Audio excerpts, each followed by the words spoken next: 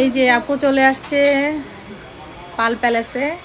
তো আপুর জুয়েলারিগুলো এখান থেকে নেওয়া হয়েছে। তো আপু আজকে সেই জুয়েলারিগুলো আপুর এত ভালো লাগছে, তো আপু এখান থেকে, হ্যাঁ এই যে আপু পারচেস করে নিয়েছে।